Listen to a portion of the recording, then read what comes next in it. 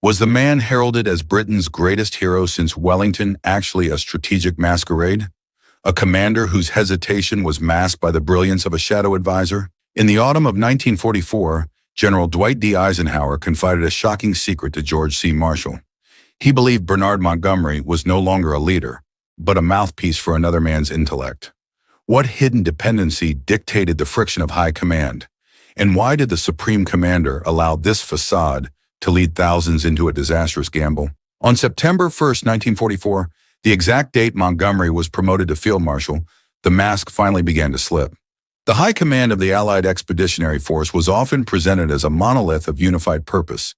Yet the private archives of the Eisenhower Library tell a story of profound psychological dependency and professional loathing. Central to this friction was Eisenhower's realization that the tactical successes attributed to Bernard Montgomery were frequently the products of his chief of staff, Major-General Sir Francis Freddie de Guingand. This was not merely a professional association.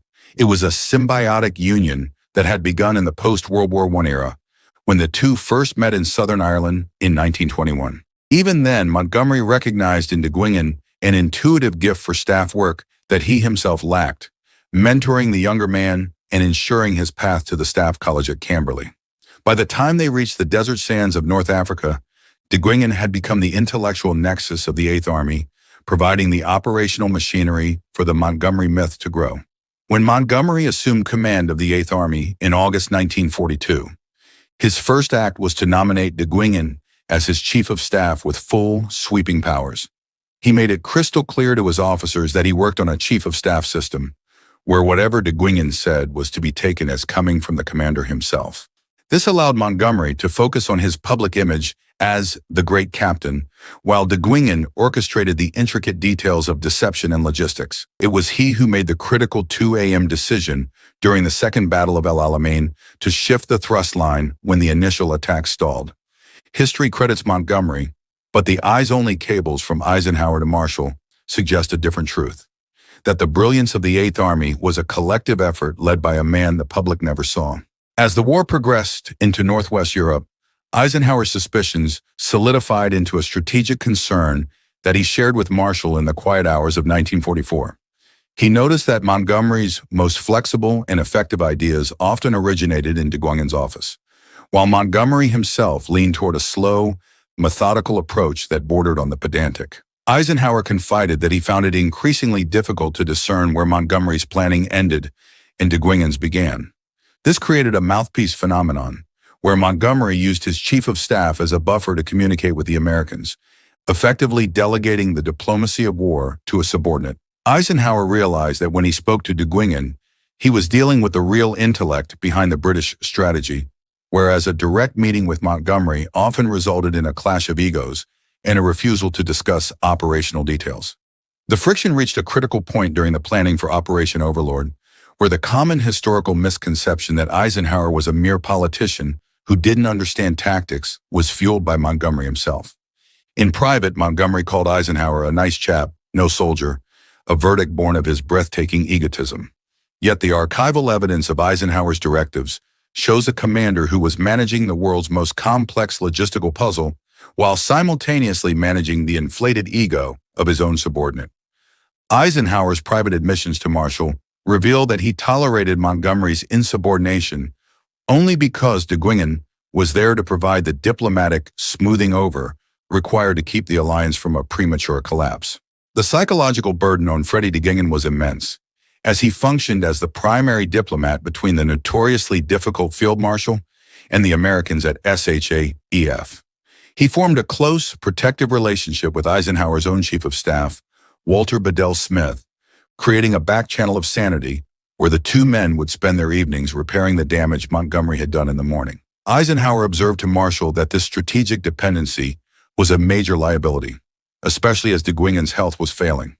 He noted that during de Guingand's frequent bouts of sick leave, Montgomery's performance dipped significantly, becoming more aloof and remote and increasingly divorced from reality.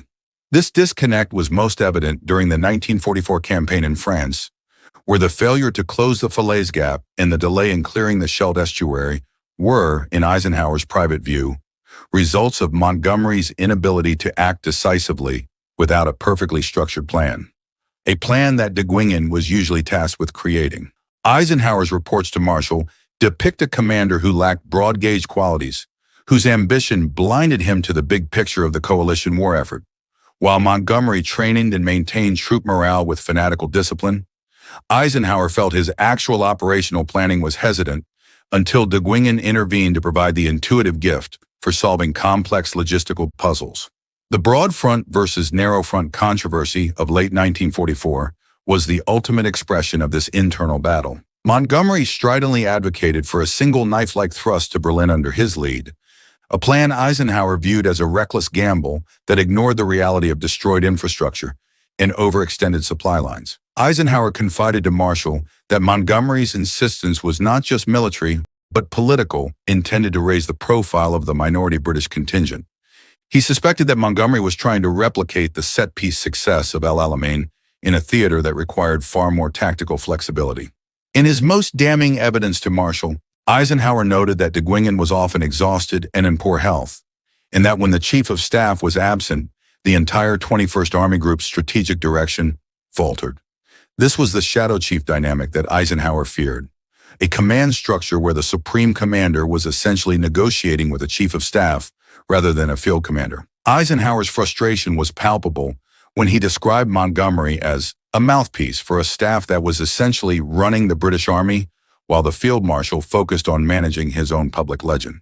The logistical friction of 1944 was not just a matter of numbers. It was a narrative of human struggle where the raw data of fuel and ammunition dictated the survival of soldiers. Eisenhower's private assessment of the fumbled handling of Antwerp placed the blame squarely on Montgomery's preoccupation with personal prestige. He noted that the failure to clear the Scheldt estuary, which left the vital port unusable for months, was a catastrophic command failure. Eisenhower realized that he was fighting two wars, one against the German army and one against the breathtaking egotism of his own peer, and he began to lay the groundwork for a final confrontation. Amidst this tension, Eisenhower made a calculated move to call Montgomery's bluff regarding the single thrust strategy. He authorized the diversion of desperately needed fuel and ammunition to support Operation Market Garden, a plan Montgomery had conceived and sold to the Supreme Commander with intoxicating hope. Eisenhower approved the gamble not because he believed in its tactical soundness, but because of the immense political pressure to keep the British satisfied and to prove once and for all that Montgomery's knife-like thrust was a fantasy. As the paratroopers descended into the Netherlands in September 1944, the intelligence gap that Eisenhower had feared was revealed. They had failed to account for the presence of the 9th and 10th SS Panzer Divisions at Arnhem, a detail that Montgomery's staff had ignored because it didn't fit their preconceived plan. Eisenhower confided to Marshall that he felt Montgomery was falling flat on his face because his plan was too complicated and lacked the tactical flexibility to adapt to an enemy that didn't do what he anticipated. The disaster at Arnhem, immortalized as a bridge too far, resulted in horrendous casualties and a major setback that delayed the crossing of the Rhine until 1945. In public, Eisenhower took full responsibility for the strategic overreach, maintaining the veneer of dignity that both men understood to be important for the alliance. But in private, his assessment of Montgomery's leadership was becoming increasingly scathing, as he documented a pattern of overconfidence and dependency that threatened the very foundations of the Western Alliance. Eisenhower's skill as a manager of men was never more evident than in his handling of this fragile arrangement. He understood that, to win the war, he had to manage the Montgomery de Guingand dependency as much as he had to manage the logistical flow of supplies. By recognizing de Guingand as the true architect of victory within the British camp, Eisenhower was able to navigate the complex interpersonal minefields of the conflict, ensuring that the Allied coalition remained intact long enough to secure the final collapse of the Third Reich. The correspondence between Eisenhower and Marshall serves as a primary case study in the friction of high command, revealing that the Allied victory was achieved in spite of, rather than because of, the personalities at the highest levels. As the winter of 1944 approached, this friction would only intensify, leading to a climax that would force a final, explosive reckoning. The silence that followed the collapse of Operation Market Garden was the heavy, suffocating quiet of a command structure at war with itself. While the public saw a unified front, The private cables between Eisenhower and Marshall were increasingly scathing, documenting a breakdown in trust that threatened the very heart of the coalition. Eisenhower's revelation that Montgomery was a mere mouthpiece for de Guingand was no longer a theory. It had become a strategic reality that dictated the survival of the soldiers in the field, as the logistical data of the Antwerp failure was transformed into a narrative of human struggle. By late 1944, the Allied logistical system was under severe strain, with millions of tons of supplies still being moved across the beaches of Normandy because the great port of Antwerp remained blocked by German defenses in the Scheldt.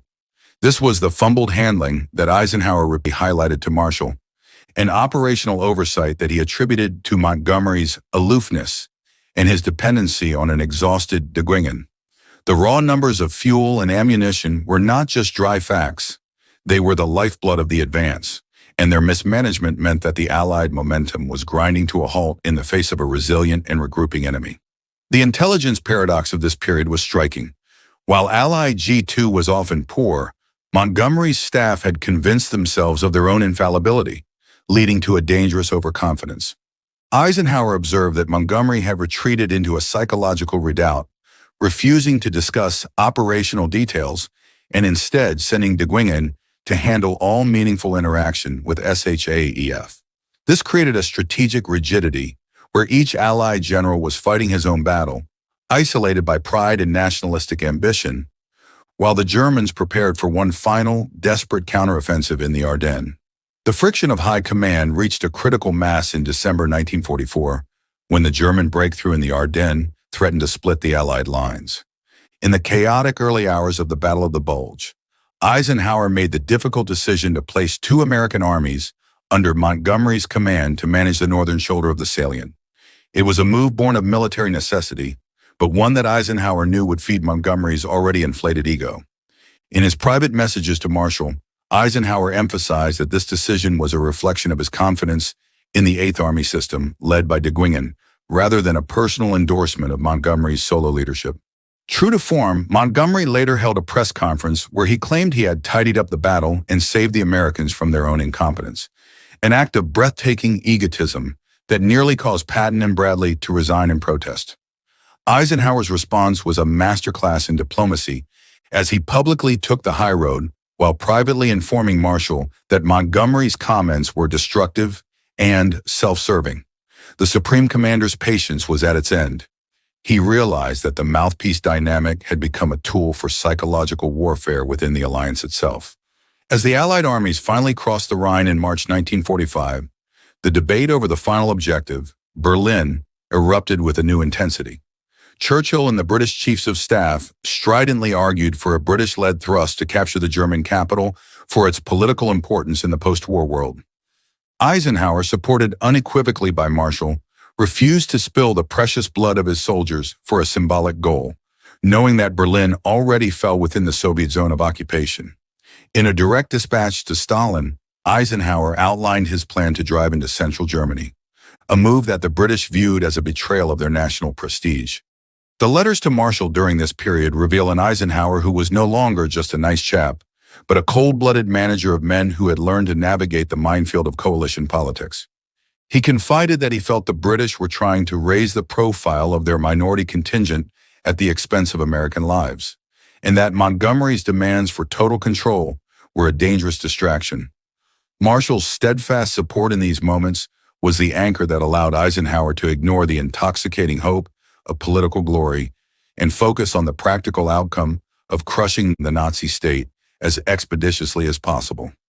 One of the most profound leadership secrets revealed in the archival record is the role of the clerical error that almost cost Montgomery his command. A message regarding Montgomery's assigned tasks was transmitted with a mistake that changed responsible for these tasks to responsible on-patrol tasks, a perceived insult that sent the British leadership into a frenzy. Eisenhower had to personally clarify the error to Churchill, a moment of intellectual shock that highlighted how thin the thread of Allied unity truly was.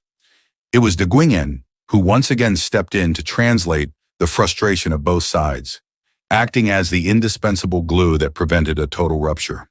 The true cost of the Montgomery myth was paid in the final months of the war, as the strategic dependency on de Guingand reached its logical conclusion: the collapse of the staff officer himself.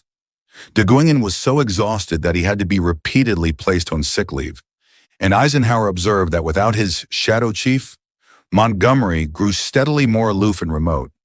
The brilliance of the British planning was revealed to be a fragile house of cards, maintained by a man who was literally working himself to death to mask his commander's limitations. The 1945 campaigns, from the Ruhr encirclement to the drive toward the Elbe, were a testament to Eisenhower's broad front wisdom, a strategy that the American commanders Bradley and Patton had eventually come to embrace. By the time of the German surrender in May, the narrow front versus broad front controversy had been settled by the reality of victory.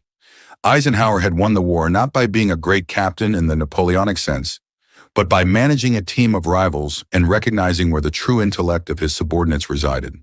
The world moved on, and for 14 years the friendship between Ike and Monty was maintained for the public, even resulting in a striking moment in 1952 when Eisenhower painted a portrait of Montgomery and inscribed it, "To my friend Monty from Ike." It is rare for one general to paint another, and even rarer for the artist to become President of the United States months later. This portrait served as the ultimate mimetic disguise, a layer of paint covering years of private loathing and strategic friction. The mask finally shattered in 1958, when Montgomery published his memoirs and publicly implied that Eisenhower was not a real soldier. The response from the now President Eisenhower was scathing in his private correspondence, as he finally articulated the frustration he had carried since 1944. He revisited his wartime admissions to Marshall, noting that Montgomery had been a mere mouthpiece for de Guingand, and that his ego had nearly fractured the alliance on the threshold of victory. The nice chap had finally bared his teeth. If we look back at the tactical mystery of why a methodical commander like Montgomery executed the war's most reckless gamble at Market Garden, the answer lies in the leadership secret of his strategic dependency. He was trying to prove he didn't need the staff he relied upon, a psychological pivot that led to a disastrous outcome. The historical enigma of the 1952 portrait is resolved not by friendship, but by the necessity of keeping up appearances for the sake of the post-war world and the looming threat of the Cold War. The ultimate resolution of these information loops reveals a fundamental truth of modern warfare. No leader stands alone. The Allied victory was achieved in spite of the personalities involved through a process of adjustment, adaptation, and the tireless labor of shadow chiefs like Freddie de Guingand. Eisenhower's skill was not in being a tactician, but in being a manager of men who knew how to balance the life-or-death struggle of his troops with the inflated ego of his peers. As we gaze across the fog-covered waters of history, we see that the real enemy was always Nazism, but the internal battles of the Allied High Command were a relentless march toward a climax that could have easily gone the other way. The letters to Marshall remain as living reminders of the uncertainty and the pressure that these men faced, capturing the light of battle in their eyes and the weight of a world on their shoulders.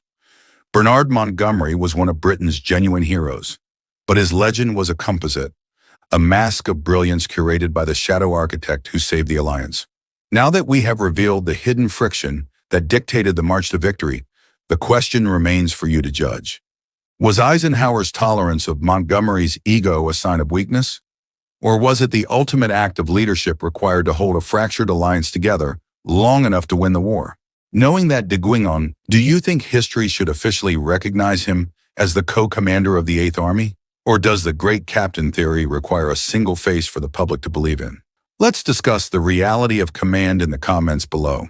And don't forget to subscribe and hit the notification bell.